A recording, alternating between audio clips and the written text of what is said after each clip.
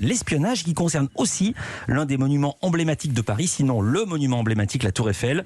En forçant un peu le trait, on peut dire que c'est le renseignement qui l'a sauvé, la tour, de la destruction. Oui, quand on me demande quelle est l'espionne parisienne la plus célèbre, je réponds toujours la Tour Eiffel. Alors évidemment, au départ, elle est construite pour l'exposition universelle de 1889, pour montrer un peu le génie français, mais elle n'a pas d'utilité particulière. C'est une exploitation touristique sur la base d'une concession de 20 ans. Ça veut dire qu'elle doit être détruite, démantelée en 1909. Ça, je le savais, mais j'ignorais que les renseignements ont pris part dans cette non-destruction. Grâce à un officier et un seul, un certain Gustave Ferrier. C'est un officier qui est très féru des technologies nouvelles de son temps, donc la transmission sans fil. Il s'intéresse aux travaux de Marconi, à toutes ces choses-là.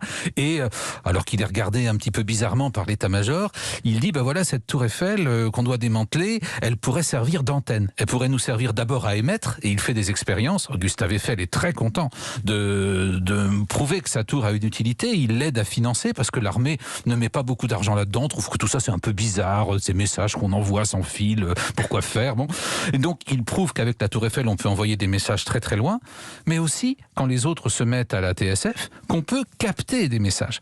Et ce qu'il faut savoir, c'est que cette Tour Eiffel va devenir un petit peu l'ancêtre de la NSA américaine aujourd'hui, c'est-à-dire que au moment de la Grande Guerre, entre 1914 et 1918, ça va être vraiment les grandes oreilles des Français. Elle va sauver Paris parce qu'elle va permettre d'anticiper les bombardements de Zeppelin, même d'envoyer en allemand de fausses instructions aux pilotes des Zeppelin, donc ils vont larguer leurs bombes dans des champs de betteraves au lieu de les larguer sur les quartiers parisiens.